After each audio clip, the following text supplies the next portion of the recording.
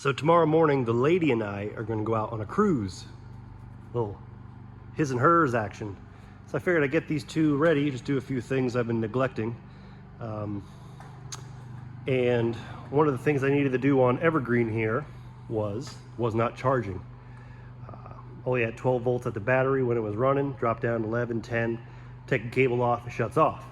So I ordered an alternator for it.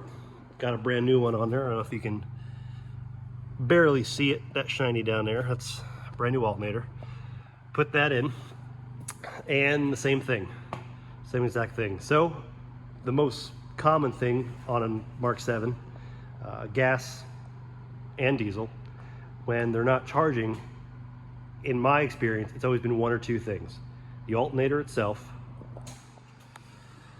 or the voltage regulator, which happens to be the same one they use on the V8 cars. And 9 times out of 10, whenever I had a problem with charging, the regulator wasn't bad, the connector wasn't bad, but they were dirty. They get a little green corrosion going on, and they just get filthy and they don't make good connections. So I took it apart quick, and terminals were definitely a little dirty. Cleaned them up. A little bit of carb cleaner, that's all I really needed. Little tiny pick to get in there and just scrape around a bit. And I put a little tension on the prongs too, so they fit a little tighter on the regulator. Got it all back together, fired it up, boom, 14 volts going right through there, no issues. And a lot of times when people mention that they have charging issues, I try to tell them to check that, because that's usually what's gonna be the issue. Sure, an alternator can be bad, but regardless whether the alternator is bad or not, I always recommend replacing the voltage regulator.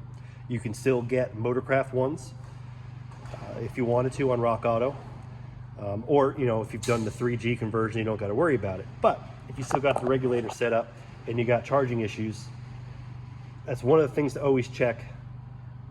The connections get dirty. The regulator, like I said, it's not going to be bad. It's just filthy connections. So again, this is another one that I've had, and many in the past where that was actually the case.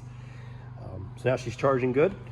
Tomorrow morning I'll get them washed up, and we'll go cruising with our 114 horsepower cars.